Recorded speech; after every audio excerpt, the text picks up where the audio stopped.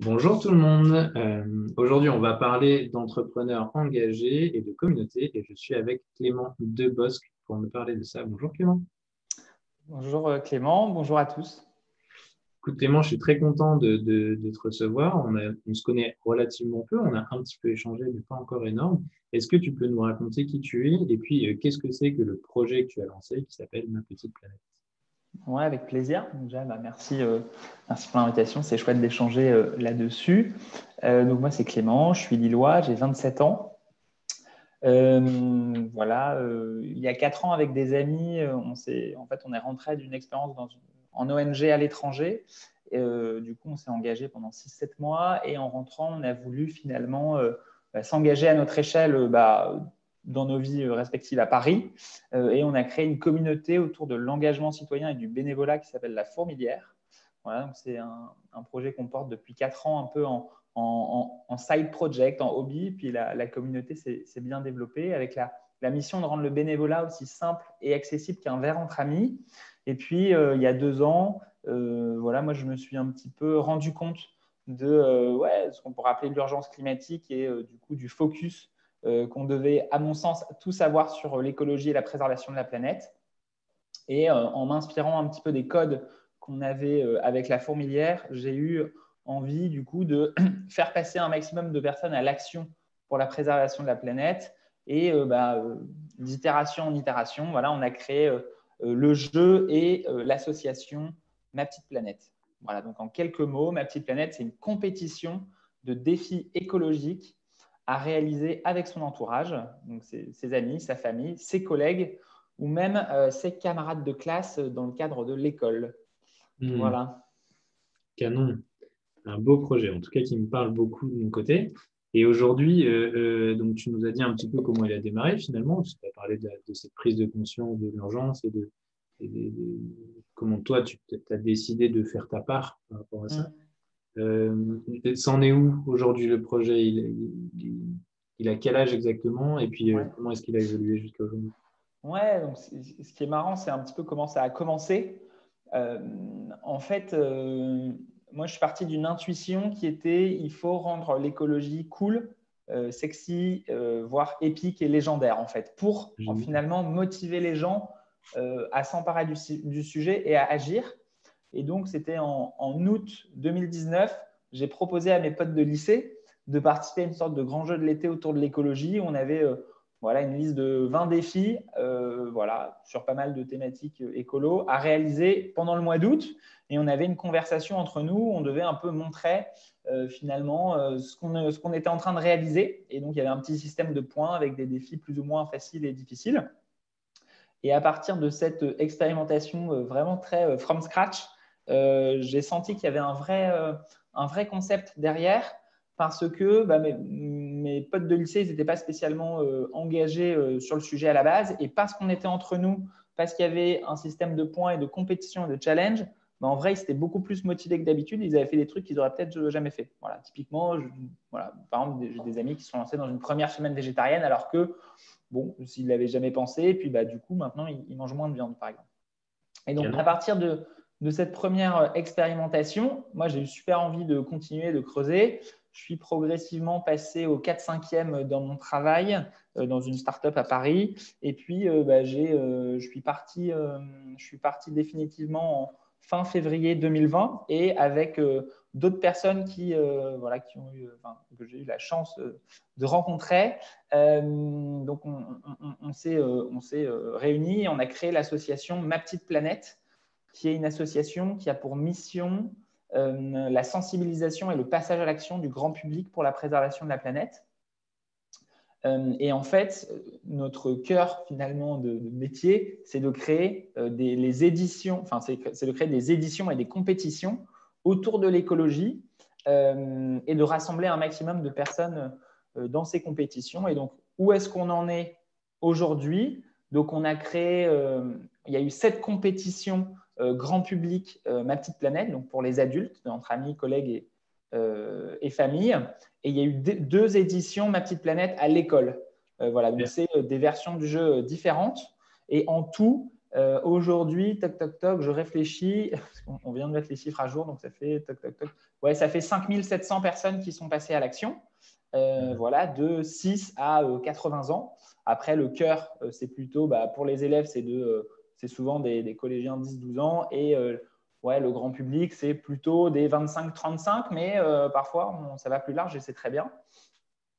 Et donc, ça, c'est notre premier métrique. Le deuxième métrique, c'est le nombre de MPP ambassadeurs. Ce sont les personnes qui ont ouvert des ligues et sensibilisé leur entourage. Et donc, nous, notre communauté s'appuie sur eux.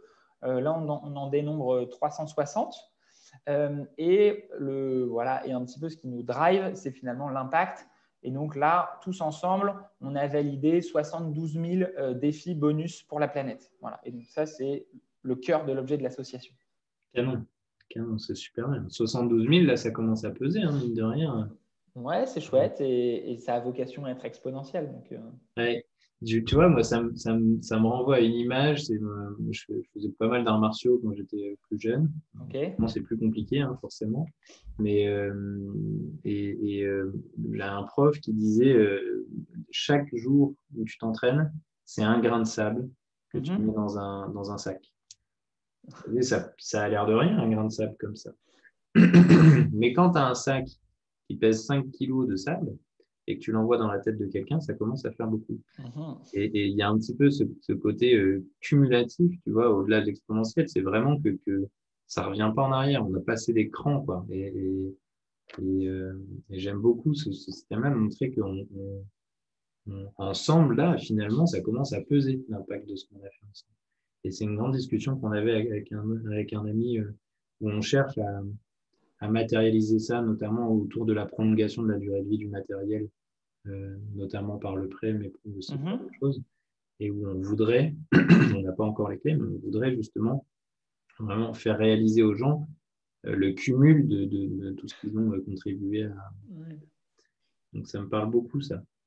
Et d'ailleurs, si on a le temps, on ira peut-être creuser un petit peu tu vois, les secrets ou tes apprentissages autour de passer à l'action. Ça m'intéresserait beaucoup d'aller là-dessus. Mais là, j'aimerais bien te demander d'abord, tu vois, par rapport à cette aventure-là, c'est quoi la plus grande difficulté que tu as connue jusque-là, le plus gros obstacle que tu as dû surmonter? Ouais. Bon, déjà, j'ai eu de la chance, c'est que, en fait, la team MPP, donc les gens qui sont soit cofondateurs, soit salariés, soit bénévoles de MPP, donc j'ai rencontré vraiment des chouettes personnes. Et en fait, la team MPP, elle s'est constituée au fur et à mesure des éditions avec les joueurs du jeu. Donc, c'est des gens qui ont joué au jeu, qui ont trouvé ça cool et qui se sont dit, OK, je pense qu'il y a un truc.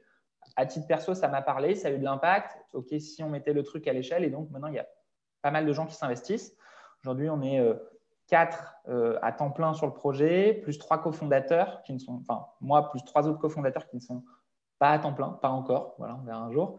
Et il y a 21 bénévoles. Donc, ça a bien grandi. Et moi, ma plus grande difficulté, au début, c'était de trouver finalement les 2-3 premières personnes qui voulaient me suivre dans le projet. Moi, j'ai mes compétences un petit peu voilà, j'aime bien créer des communautés. Je pense que c'est un des trucs que j'arrive à faire. Après, en termes de design, en termes de création de contenu, de vidéos, etc., il faut quand même rendre le message impactant. Et même en termes d'automatisation, etc., parce qu'il faut rendre le jeu scalable. Et moi, ma difficulté, c'était de bien s'entourer. Ça, c'était peut-être la première difficulté. Donc, j'ai eu la chance de rencontrer ces gens à un moment. Et ça a pris un petit peu de temps, mais j'ai fini par les trouver. Donc, voilà, après quelques mois. Et ensuite, la deuxième difficulté, c'est que voilà, on a connu quelques déceptions par rapport à des appels à projets qu'on avait remplis. C'est plutôt des appels à projets pour être intégrés dans des types incubateurs. Voilà, on avait postulé à Station F. Voilà, moi, je pensais qu'on avait notre place, mais en vrai, on était trop tôt. On avait quelques centaines d'utilisateurs, pas aucun produit tech, etc. Donc voilà, on a eu quelques déceptions par rapport à ça, mais finalement, aujourd'hui, on est très bien. Voilà, on est dans des locaux avec un startup studio, c'est chouette, c'est super stimulant, on a une belle équipe et je pense que ça n'aura pas d'impact. Et ça m'a permis de prendre du recul aussi sur finalement ces refus qu'on a eus. Ça m'a permis de prendre du recul sur OK, pourquoi ça n'a pas marché? OK, il nous faut un produit plus tech, il faut savoir qu'on a démarré Ma Petite Planète avec des Google Sheets, ce qui est du bricolage, mais ce qui marchait. Et du coup, il faut professionnaliser à la fois le produit, mais aussi peut-être le modèle économique. On pourra en reparler, mais voilà, je pense que c'était ça qui a fait qu'on ne nous a pas fait confiance en mars et qu'aujourd'hui, probablement, je pense qu'on nous ferait confiance. Voilà. Ouais, et puis après, la question, c'est quoi l'enjeu, quoi? Est-ce que c'est important d'être incubé dans telle structure ou pas, tu vois? Ouais. Bon, en fait, c'est toujours quand c'est ton projet. En vrai, la plupart des porteurs de projets pensent que leur projet il est assez formidable et ils voient toujours le potentiel du truc. Et quand quelqu'un te dit en fait, OK, à ce stade, il y a des projets meilleurs que le tien, c'est concevable, mais il faut toujours comprendre le pourquoi, et deux, prendre du recul, et trois, s'améliorer pour continuer à avancer malgré, oui, l'entrepreneuriat, c'est pas simple tous les jours, mais c'est super stimulant et à nous d'avoir la bonne approche pour avancer, quoi. Ok, merci beaucoup, Clément. Là, et si on vient plutôt sur tes fiertés, pour le coup, tu vois, ta plus grande fierté là, du moment, est-ce que c'est le fait d'avoir recruté tous les membres parmi des joueurs? Est-ce que c'est, enfin, qu'est-ce qui vient? Non, déjà, je suis hyper content qu'à partir du projet, je pense qu'on crée beaucoup de valeur pour la société en général, en termes de création de liens entre les gens, parce que mine de rien, le fait d'être dans une compétition et une ligue Ma Petite Planète, ça va permettre à des personnes de se rapprocher.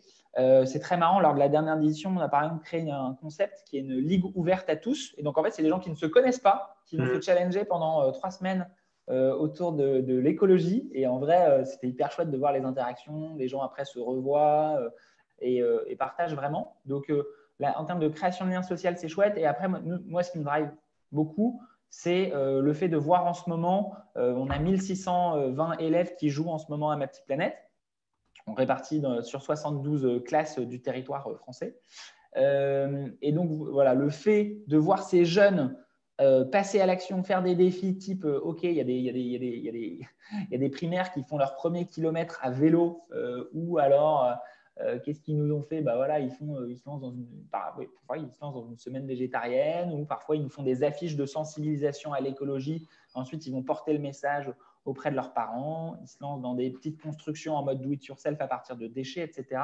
Et voir cette jeunesse, finalement, qui a envie, je pense, et il faut juste créer le cadre pour leur donner les moyens d'agir à leur échelle, malgré le fait qu'ils soient jeunes. Et je pense que c'est un truc qu'on a en partie réussi.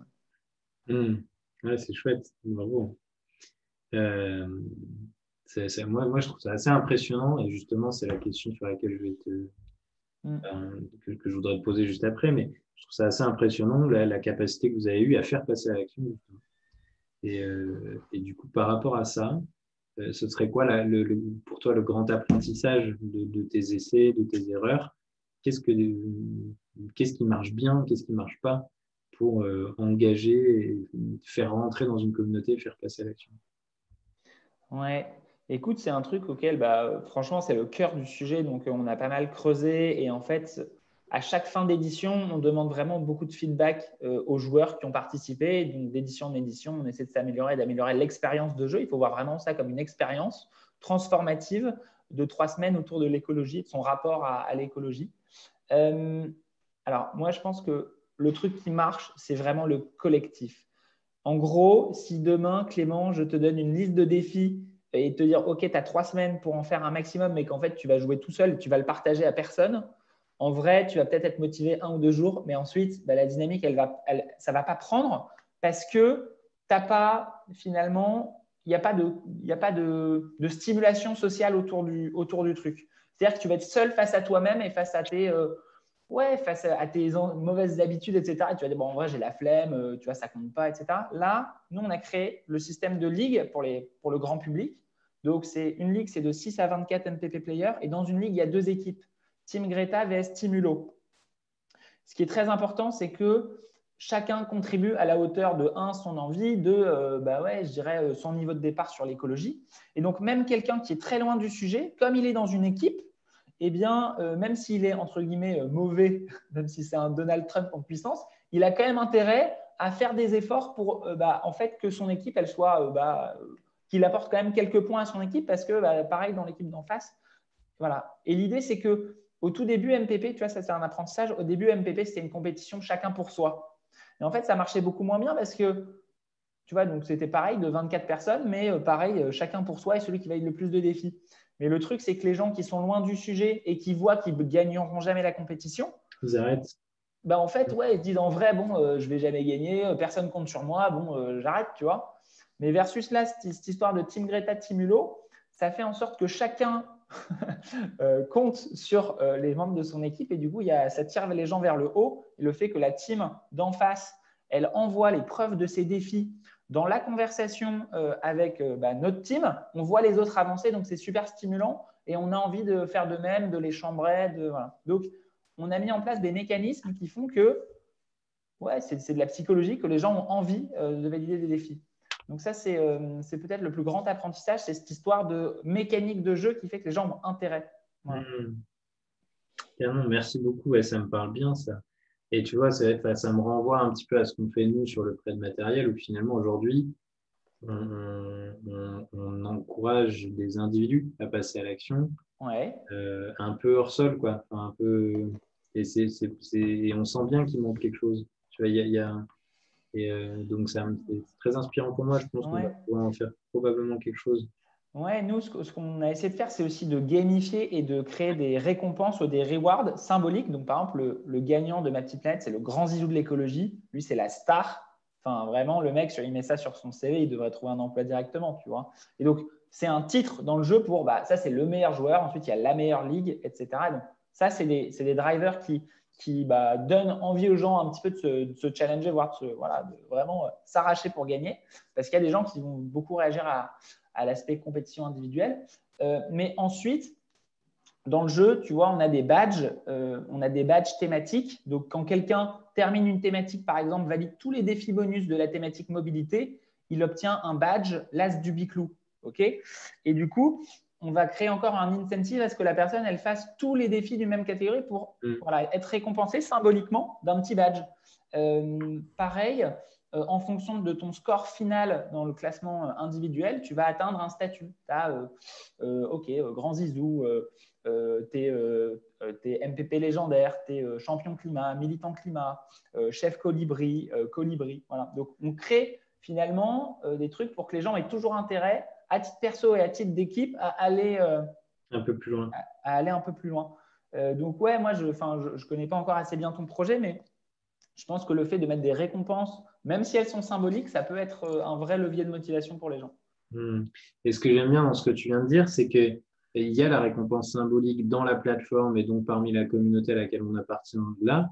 Et puis, il y a aussi son extension en se disant, mais finalement, si j'ai été grand champion du défi, le mettre sur son CV, le mettre sur son LinkedIn, quoi. Enfin, et là, d'un coup, on arrive à une forme enfin, c'est une valorisation beaucoup plus forte.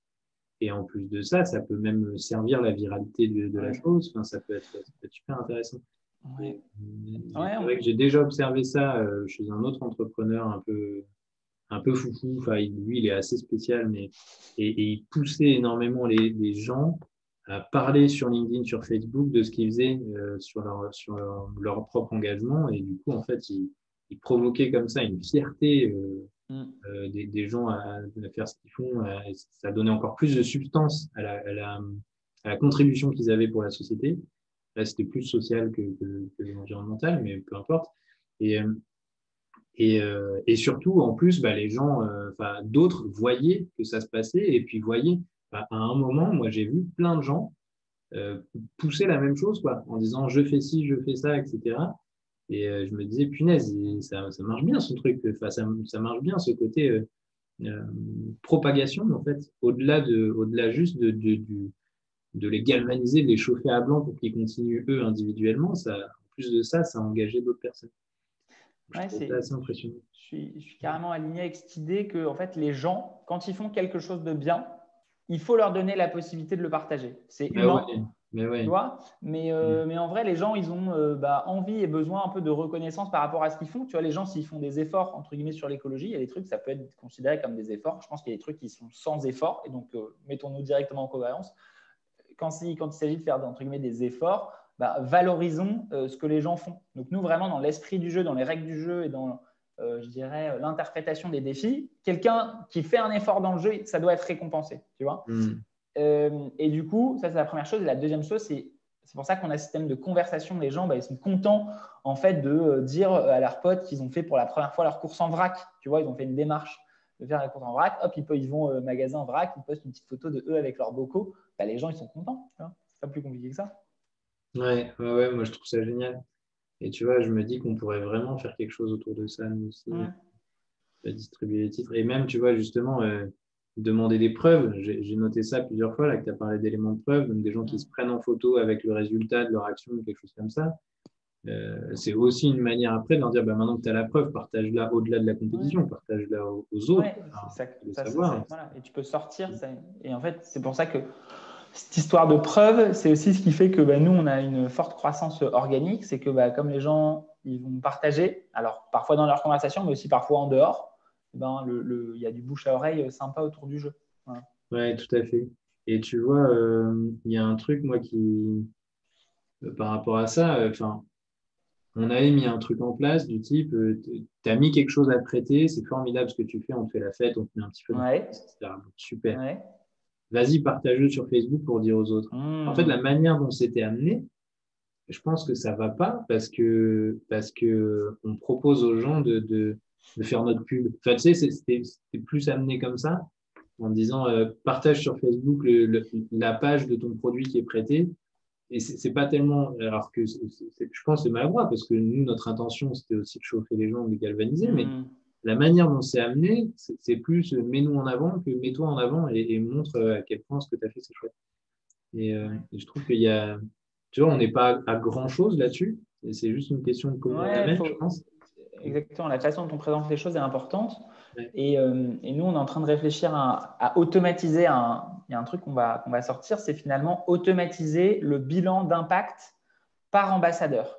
C'est-à-dire que chaque ambassadeur, à la fin du jeu, on va lui envoyer une sorte de petite image où il aura l'impact qu'il a eu grâce au fait d'avoir lancé Ma Petite Planète avec son entourage. On va dire bravo Antoine, j'en sais rien. Mm. Tu as lancé une ligue avec 24 personnes. Vous avez tous ensemble validé 850 défis bonus pour la planète, quelques exemples de défis avec les félicitations de la team MPP.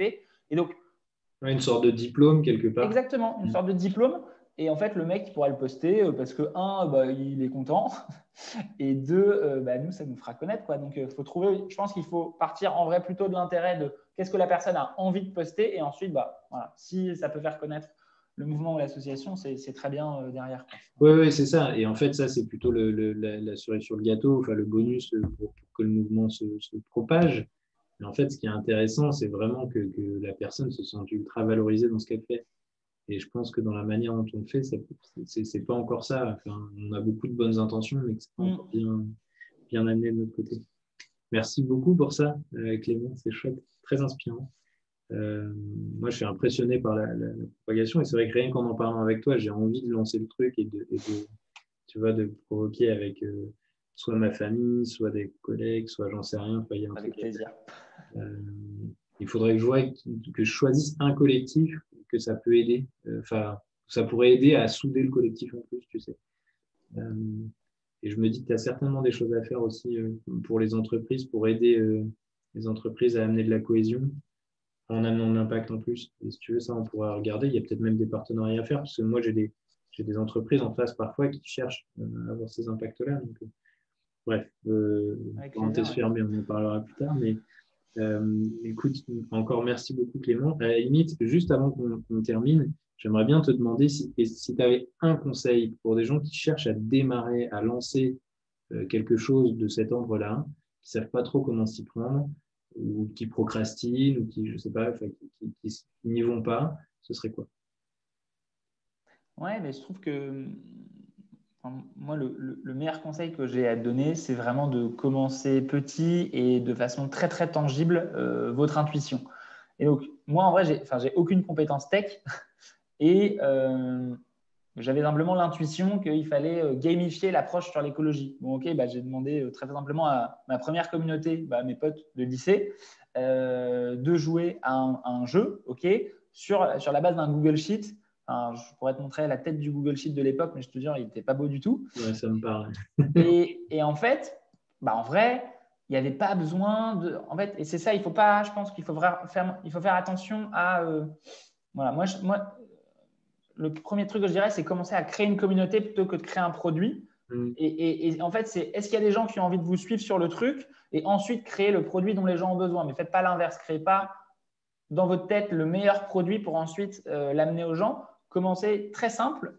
En vrai, bon, il y a plein d'outils gratuits, dispo en ligne qui peuvent vous aider à prototyper ce que vous voulez. Mais ensuite, adapter petit à petit. Donc maintenant, là, à partir de l'édition de janvier, c'est hyper chouette. On aura une application mobile qui a été développée avec Leïla et puis la team des bénévoles voilà, de Ma Petite Planète. Parce qu'on s'est rendu compte que pour améliorer l'expérience de jeu, on en avait besoin, mais ce n'était pas une condition nécessaire au fait de démarrer Ma Petite Planète. Ouais. En fait, voilà, ça va être un plus. Mais en vrai, on pourrait continuer à faire jouer les gens sur Google Sheet. Mais voilà, dans une optique de scaler et d'attirer un maximum de joueurs, une app, c'est incontournable. Donc, moi, je dirais 1, commencer petit, 2, avec quelque chose de très tangible, et 3, commencer d'abord à créer une communauté et ensuite, à mon avis, un produit. Voilà. Faites les deux en même temps, mais la communauté, elle ne peut pas venir après le produit. Sinon, vous avez beaucoup plus de chances de vous louper parce que c'est tellement difficile du premier coup de faire un bon produit sans avoir finalement de retour d'expérience. Voilà. Ouais. Clairement. Je suis complètement d'accord. Et nous aussi, on a commencé avec un Google Sheet, justement. Cool. Et je crois qu'on s'est un peu… tu vois, ce qui me vient, c'est de me dire qu'on a peut-être trop focalisé sur le produit une fois qu'on a mis les mains dedans. Tu vois, on a un peu perdu ce côté on se démerde, c'est pas le sujet, le produit, on se débrouille. Et le sujet, c'est de maintenir l'engagement des personnes. Et, donc, ça me parle bien ce que tu dis. En tout cas, un grand merci Clément. Alors, je vais clôturer cet échange-là, mais c'était très inspirant et je suis très content d'échanger avec toi là-dessus. Je te dis à très bientôt et je souhaite beaucoup, beaucoup de succès à Ma Petite Planète. Yes, merci. Et je rajoute un dernier truc. Pour ceux qui nous ont écoutés et qui sont partants sur le principe, avec grand plaisir, si vous souhaitez lancer une ligue avec vos amis, votre famille, voire vos collègues, lors de la prochaine édition Ma Petite Planète qui débutera le 25 janvier 2021. Donc, toutes les infos sont disponibles sur le site mapetiteplanète.org. Ouais, et on le mettra en descriptif de la vidéo avec grand plaisir. Super. Merci Clément. Merci Clément. À bientôt.